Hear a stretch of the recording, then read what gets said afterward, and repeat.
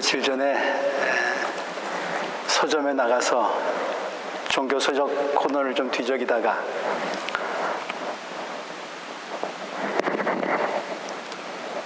독일어 공부도 할 겸 해서 독일의 짧은 이야기들이 담겨있는 그런 작은 책자를 하나 구입을 했습니다. 바로 이런 책자인데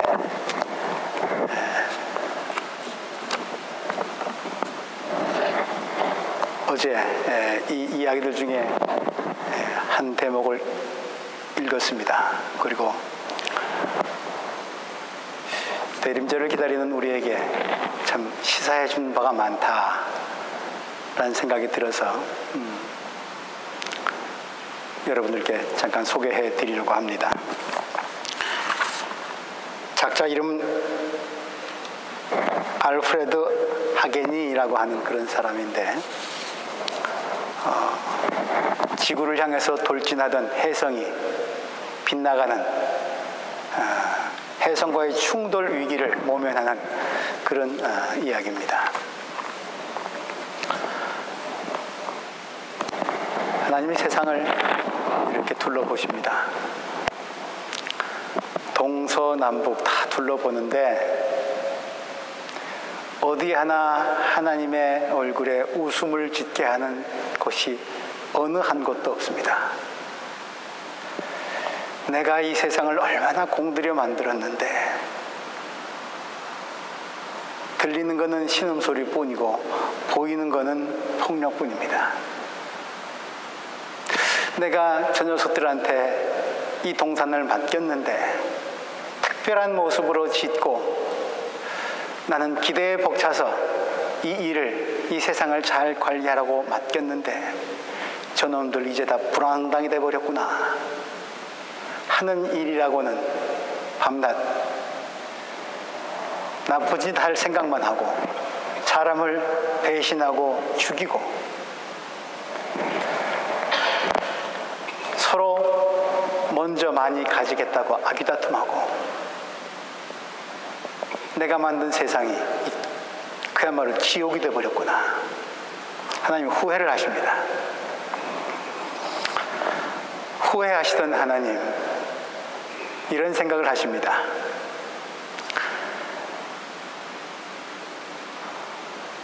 속만 상할 수 없으니까 내가 좀 마음 편하게 볼 수 있는 그런 곳 하나 만들어야 되겠다.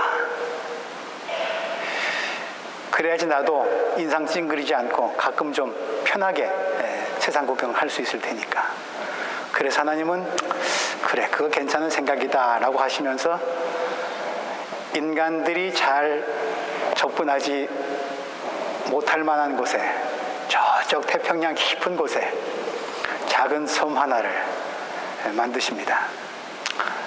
처음 천지 창조 때 못지않은 에덴 동산에 필적할 만한 너무나도 아름다운 동산이었습니다. 기가 막힌 평화가 깃들인 섬이었습니다.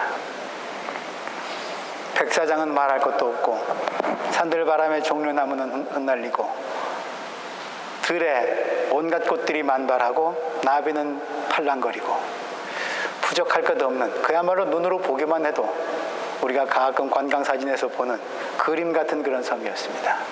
하나님은 만족하였습니다. 그래서 세상을 보다가 좀 피곤하시면 그곳을 보면서 그래도 마음을 달래셨죠. 그런데 이곳이 어디입니까? 세상이죠. 그 영악한 인간들이 사는 세상이죠. 하나님이 쉬는 것도 아주 잠깐뿐이었습니다. 마음의 평화를 가지신 것도 순간뿐이었습니다. 섬 저편에서 어떤 배가 하나 나타납니다. 선장이 망원경을 가지고 이렇게 보더니 새로운 섬이 하나 보이거든요. 야, 이거는 하나님이 내게 주신 선물이다 하면서 다가갑니다. 갔더니 기가 막히거든요. 여기를 기점으로 삼아서 내가 세계 5대양을 컨트롤 일행하면 좋겠다. 기지를 만들기 시작합니다. 그리고 평화의 나라라고 하는 깃발을 꼽습니다. 그런데 그 선장과 동시에 반대편에서 접근해 오고 있는 다른 배가 하나 있습니다.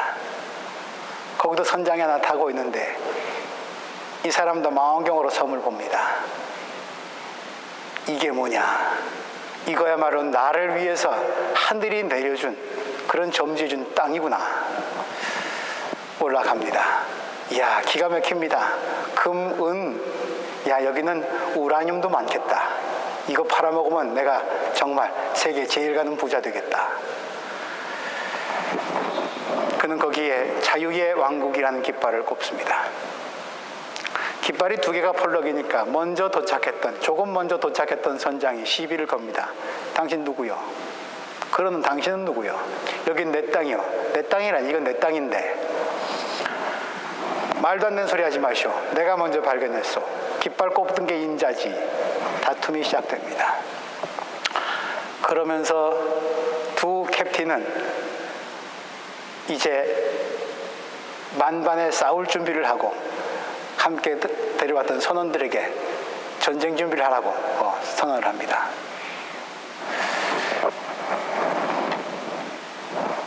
우리가 살 땅인데 저놈 때문에 우리가 손해보게 생겼다. 물리쳐야 된다. 상대방도 같은 얘기죠. 그 작은 섬에서 전쟁이 터졌습니다.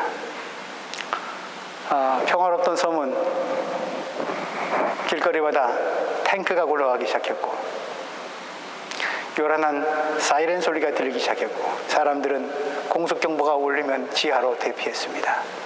나중에는 생필품을 구하려고 아비규환이 됐습니다. 지도자는 명령합니다.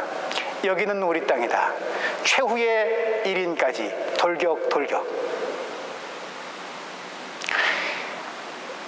여기는 우리 땅이다. 신이 내려주신 선물이다. 이것은 거룩한 전쟁이다. 신의 이름을 위해서 끝까지 싸우는 자에게는 순교자의 명예를 줄 것이다.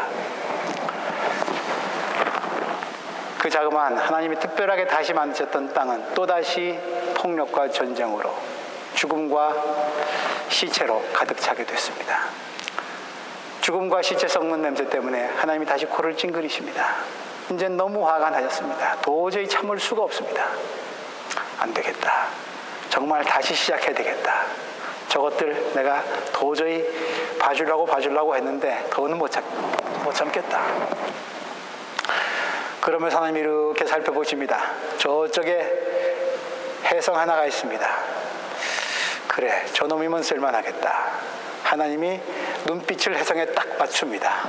그러니까 혜성이 이제껏 제 궤도를 돌고 있던 혜성이 방향을 틀어버립니다. 어디로요?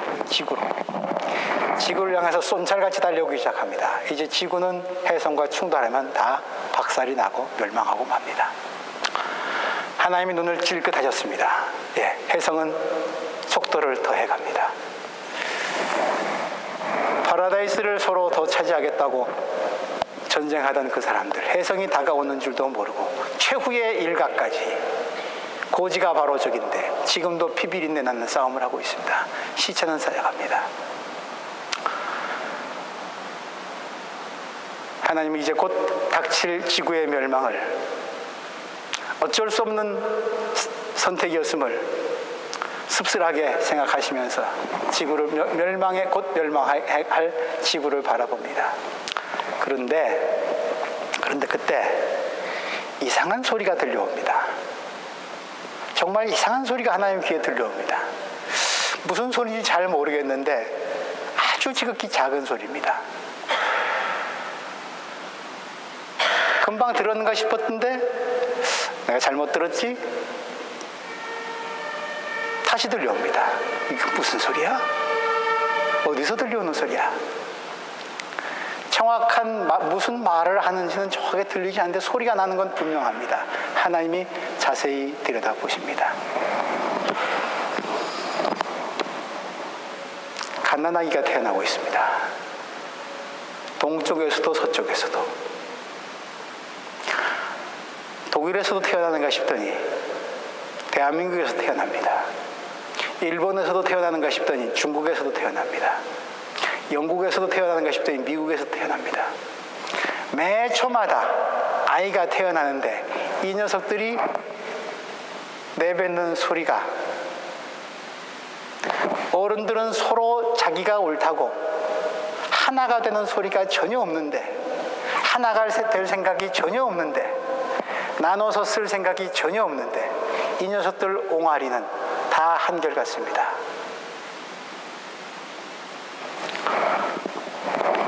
민족과 국가의 경계와 문화와 언어를 다 초월합니다. 백인도, 흑인도, 황인도, 큰 나라나 작은 나라나 갓 태어난 아이들의 언어는 다 똑같았습니다. 그리고 그 녀석들의 보일 듯 말 듯한 미소, 그리고 똑같이 흘리는 눈물, 아이들의, 가난아기들의 웃음과 눈물을 하나님이 딱 보시니까 하나님 마음이 좀 울컥해집니다.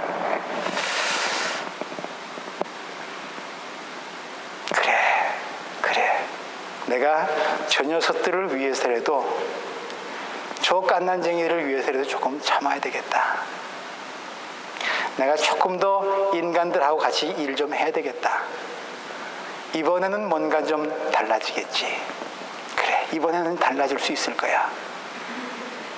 하나님 교회는 여전히 옹알이하는, 전 세계에서 그러나 같은 언어로 들려오는 아이들의 울음소리, 웃음소리가 들려왔고, 거기에 희망을 거시면서 하나님은 그래, 혜성을 향해서 눈빛을 다시 주십니다. 그러자 혜성이 이전에 있었던 궤도로 다시 돌아갑니다.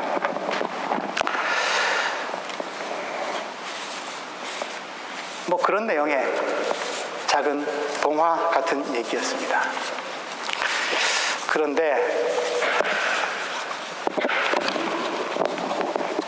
대림절 살아가는 우리에게 시사해 주는 바가 참 큰 이야기다, 그런 생각 들었습니다. 멸망 직전의 세상이 기적적으로 살아난 것, 뭐 때문이었습니까? 이제 막 태어난 갓난아기의 작디 작은 소리, 귀를 아주 쫑긋 세우고 열심히 듣지 않으면 들을 수 없는 소리, 그러나 아주 특별한 소리, 나라와 민족과 피부색의 경계를 다 뛰어넘는 언어, 그 작은 아이들의 웃음과 울음이 하나님의 마음을 돌려놓았습니다. 작가가 쓴 마지막 구절이 제게 깊은 여운을 남기고 있었습니다. 이 갓 태어난 아이들을 위해서라도 다시 한번 인간들과 함께 시작해보자. 아마도 이번에는 다를지 몰라. 하나님의 생각입니다. 우리가 잘 아는 인도의 시인 타고르, 우리 한국을 동방의 등불이라 부른 것으로 알고 있는 그 시인이죠. 그 시인이 이런 말을 했습니다. 세상의 모든 악인은 하나님께서 인류를 향한 믿음을 잃지 않으셨다는 소식을 새롭게 전해준다. 아이의 울음소리가 들릴 때마다 그래도 하나님이 이 세상에 대한 믿음, 아니 미련이라고 표현하는 게 더 적절할런지도 모르겠습니다. 믿음을 포기하지 않으셨음을 새롭게 아이의 울음소리는 전해준다. 타고르는 그렇게 표현했습니다. 온갖 형태의 폭력이 하루도 거리지 않고 한 시간도 멈추지 않은 채 계속되고 있는 세상, 자비, 동정심 혹은 불쌍히 여기는 연민 따위의 감정은 이미 얼어붙은 지 오래고, 이 세상에 정말 희망이 과연 있기나 한 것일까라고 회의스럽게 생각하는 것이 당연한 듯 여겨지는 것이 오늘의 세상이긴 하지만, 그러나 그럼에도 불구하고 갓난아기의 옹알이를 들어주신 창조주께서 하나님이 갓난아기의 옹알이 때문에라도 인간과 세상에 대한 희망을 아직 포기하지 않으셨다면, 창조주가 포기하지 않으셨는데 피조물인 우리 인간이 무엇이기에 하나님보다 먼저 희망을 꺾어버리고 저들의 미래를, 갓난아이의 미래를 짓밟을 수 있겠습니까? 아니, 어떻게 우리가 살고 있는 지금 오늘의 세상을 포기할 수 있겠습니까? 그러므로 다 없애버리고 다시 창조하고 싶을 정도로 망가진 세상이지만, 혹시나 달라질까 참고 또 참으며 이번에는 달라지겠지라고 하시면서 심판을 미루고 계신 창조주의 마음, 하나님의 오래 참으심, 하나님의 인내, 이것이야말로 대림절 한복판에 들어선 우리가 세 번째 촛불을 밝히면서 깊이 묵상해 보아야 할 주제가 아닌가 싶습니다. 한국어를 배우려는 외국 사람들이 가장 손쉽게 따라하는 말이 무엇인지 아시죠? 빨리빨리입니다. 그러나 요즘 세상을 보면 한국뿐 아니라 온 세상이 미친 듯이 속도에 사로잡혀 있는 것 같습니다.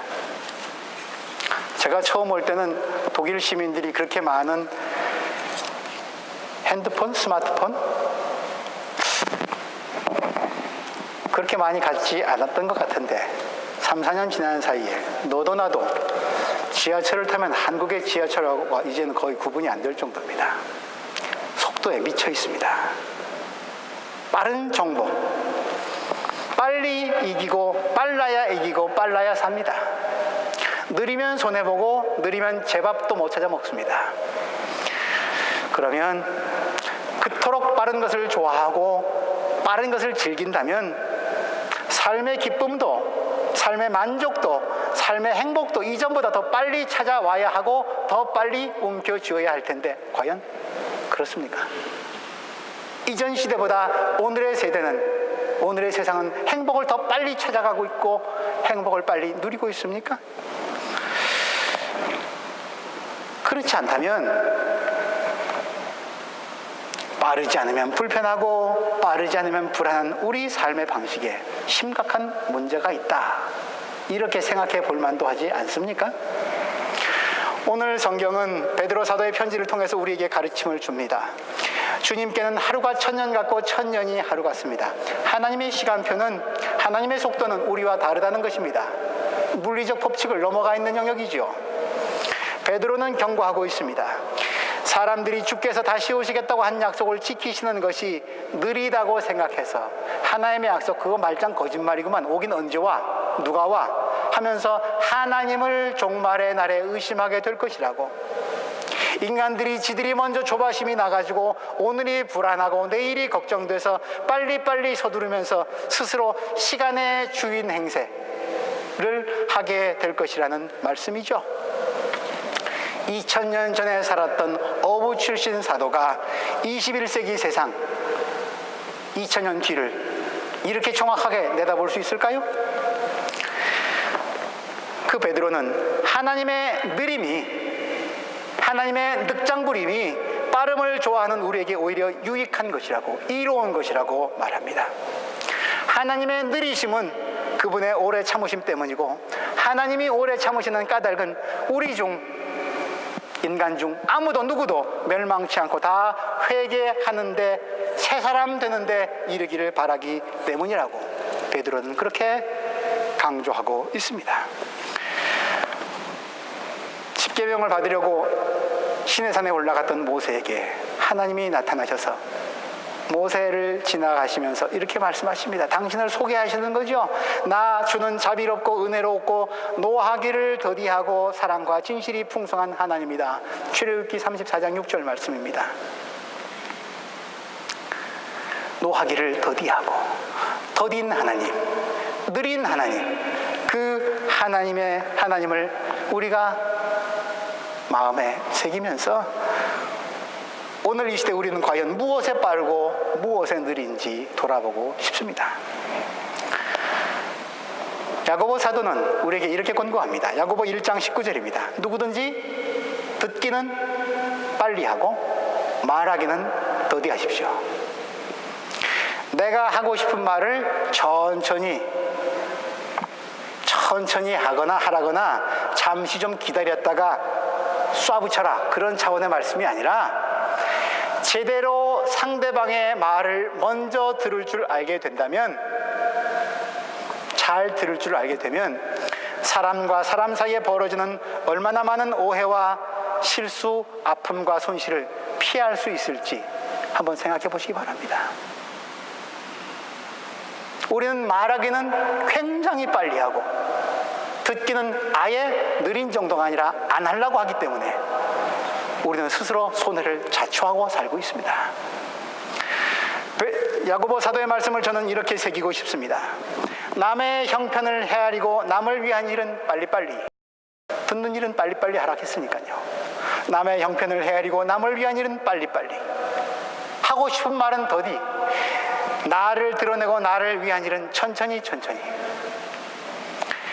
결국 느림은 이 빠른 시대에, 속도 경쟁의 시대에, 광속도로 정보를 주고받는 이 시대에 느림은, 그것이 하나님의 느림이든 나의 느림이든 결국 나를 위한 일이라는 생각이 듭니다. 그러므로 하나님이 오래 참으시고 기다리시는 동안에, 하나님이 늦장 부리시는 시간에, 하나님이 좀 주무시는 것만 같은, 휴가를 떠나신 것만 같은 이 시간에 우리가 해야 할 일은 무엇입니까? 우리는 운전을 하면서도 교통정보를 듣습니다. 막히는 길을 피하거나 막히는 이유를 알기 위해서지요. 우린 날마다 일기예보를 듣고 봅니다. 그리고 예보에 따라서 대비합니다. 만일, 독일은 지정학적으로 그렇지는 않습니다만, 일기예보 아나운서가 폭풍이나 해일이 내일 밀려온다고 그렇게 말하는 기상대 경보를 들었다면 여러분들 어떻게 하시겠습니까? 안전한 곳을 찾아서 대피하려고 할 것이고, 생필품을 준비 혹은 사재기까지 할 것이고, 흥분하고 난리 법석이 날 것입니다. 왜 우린 기상대의 경고는 그렇게 심각하게 들으면서도 시간과 공간을 초월하고 계신, 아니 그것의 주인이신 하나님의 경고는 안 들으려고 합니까? 예수님은 이렇게 말씀하셨습니다. 아침에는 하늘이 붉고 흐린 것을 보니 오늘은 날씨가 굳겠구나 한다. 너희는 하늘의 징조는 분별할 줄 알면서 시대의 징조들은 분별치 못하느냐. 마태복음 16장 3절입니다. 오늘 베드로 사도도 경고하고 있습니다. 주님의 날은 도둑같이 올 것입니다. 그날에 하늘은 요란한 소리를 내면서 사라지고 원소들은 불에 녹아버리고 땅과 그 안에 있는 모든 일들은 다 드러날 것입니다. 이렇게 모든 것이 녹아버릴 터인데 여러분은 어떠한 사람이 되어야 하겠습니까?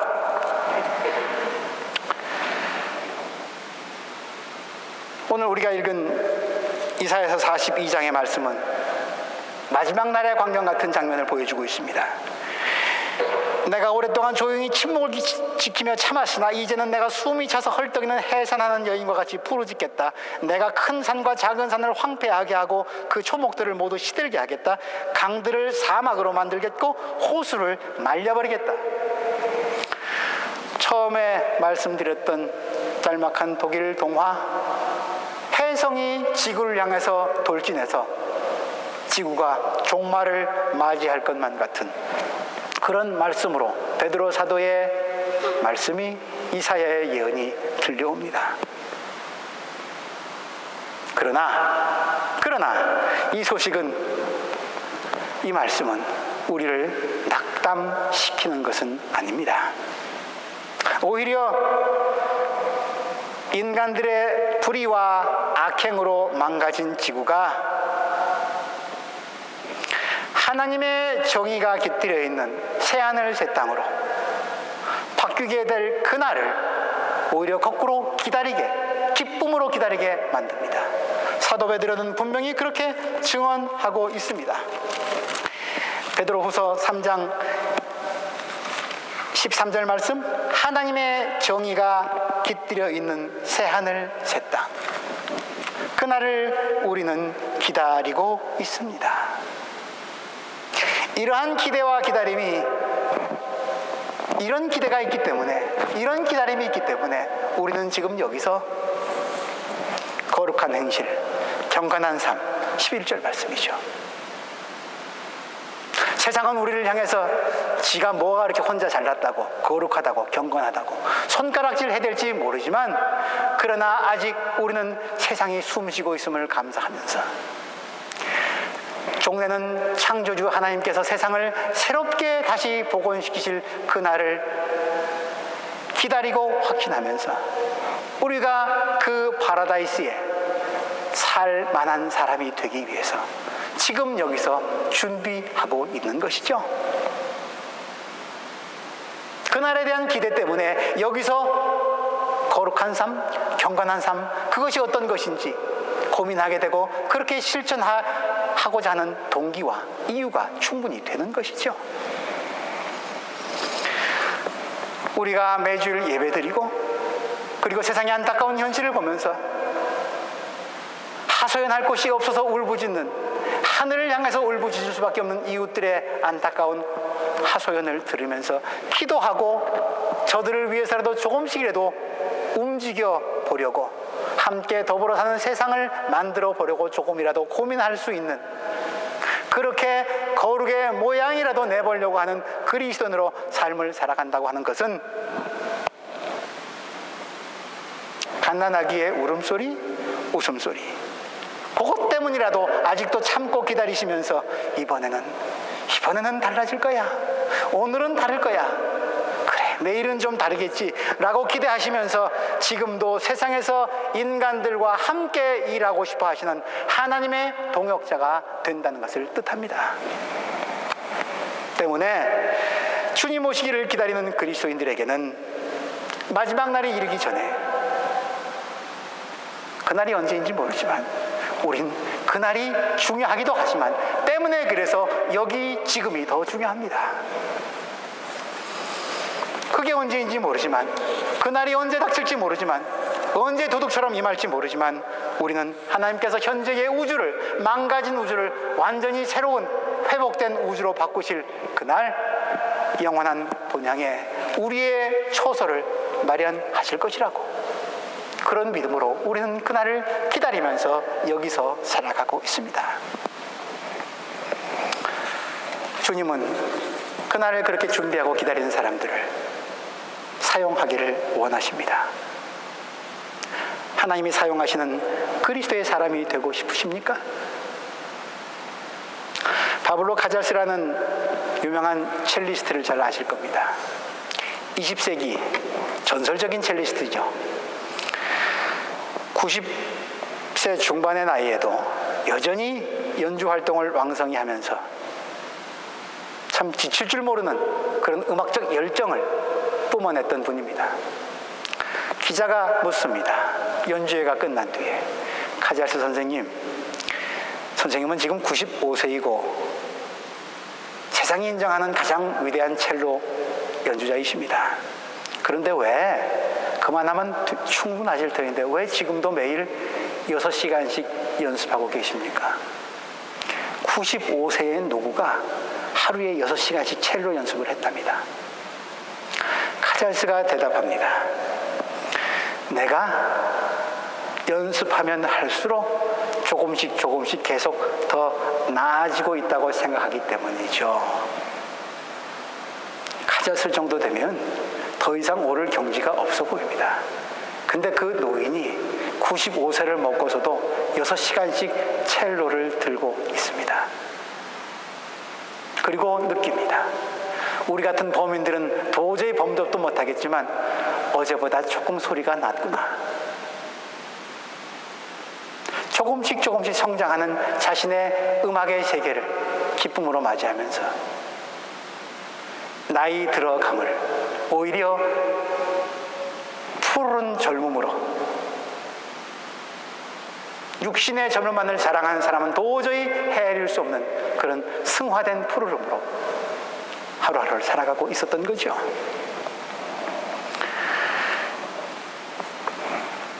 우리도 카잘스를 좀 닮았으면 좋겠습니다.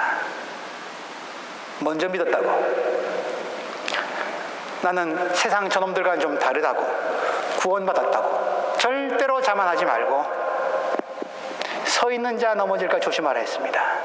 첫째, 하나님 나라의 질서는 뒤집어져서 꼴찌된다 했습니다. 우린 지난 시간에 이상의 시를 통해서 뒤집으시는 하나님의 이야기를 나누었습니다.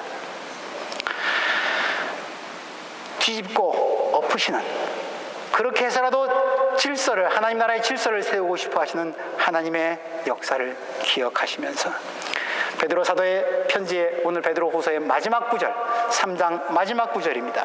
우리가 읽지는 않았습니다만 18절 한번 제가 읽겠습니다. 우리의 주님이시며 구주이신 그리스도 예수에 대한 지식과 그의 은혜 안에서 자라십시오.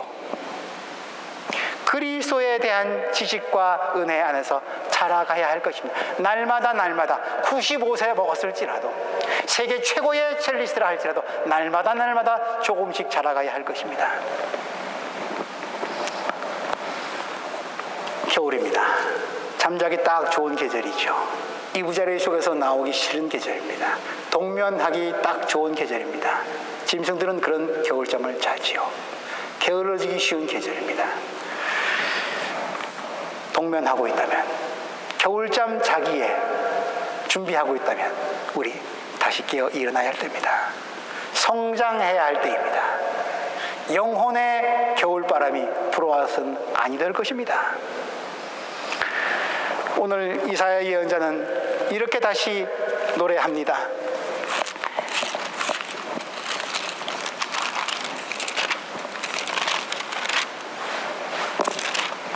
눈먼 나의 백성을 내가 인도할 것인데 그들이 한 번도 다니지 못한 길로 인도하겠다. 내가 그들 앞에 서서 암흑을 광명으로 바꾸고 거친 곳을 평탄케 만들겠다. 이것은 내가 하는 약속이다. 반드시 지키겠다.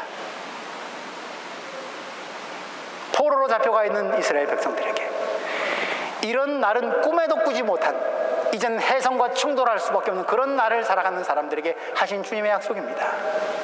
이것은 이스라엘을 놀라게 할 뿐 아니라 우리 모두를 놀라게 합니다. 왜? 이 구원은 비단 이스라엘뿐 아니라 세계 만방에 펼쳐지는 구원의 역사라고 하나님께서 말씀하시기 때문입니다. 이사야 42장 1절에서의 이 말씀은, 1절 이하의 말씀은 우리가 흔히 종의 노래라고 부르고 있는, 가장 유명한 게 53장에 나와 있는 종의 노래입니다만, 네 편의 종의 노래 중에서 첫 번째 종의 노래입니다. 장차 오실 메시아를 노래하는 것이죠. 그 종의 사명이 눈먼 나의 백성을 눈뜨게 하고 한 번도 다니지 못한 길로 다니게 하겠다고, 암흑을 광명으로 만들고 거친 곳을 평탄하게 만들겠다고, 이것이 오시는 메시아의 약속입니다. 이 일에 하나님은 너도 함께 동참하자 부르십니다. 내가 아기의 웃음을 봐서라도 기다리고 참는데 이제 성인이 된 너, 이제 일 좀 해야지 나와 함께, 그렇게 권고하시면서 우리를 기다리십니다. 좁쌀만한 씨앗에서 땅에 심으면 거기서 얼마나 그렇게 아름다운 꽃이 피어나는지요. 우린 창조주의 솜씨를 헤아릴 수 없습니다. 작은 씨앗에서도 그렇게 아름다운 꽃과 열매를 내어주시는 분이시라면, 가난하기의 울음과 웃음에도 세상의 미래를 희망적으로 바라보시고 지켜주시겠다고 약속하신 하나님이시라면, 우리가 우리의 억울함을, 아픔을, 아니 우리의 기쁨을, 희망을 함께 나누고 함께 거들면서 우리의 한계점에서 이를 때 그것을 하나님께 하소연하고 기도하면서 하나님이 당겨와 주실 미래를 믿으면서 하나님의 말씀을 공부하면서 친숙해 간다면, 하나님과 손잡아 간다면, 작은 꽃이도 그렇게 아름답게 만드신 하나님께서 나를, 여러분들을 무엇으로 쓰실지 상상해 보시기 바랍니다. 예측 불허의 사건이 사막을 강으로, 산을 평지로 만드는 놀라운 사건이 우리의 작은 미미한 삶을 통해서 이루어질 것입니다. 그것이 대림절 세 번째 초를 켜면서 하나님의 기다리심을 묵상하는 우리의 삶의 내용입니다. 말씀을 정리합니다. 우리의 나쁜 시력으로는 미래 볼 수 없습니다. 현재도 제대로 못 보는데요.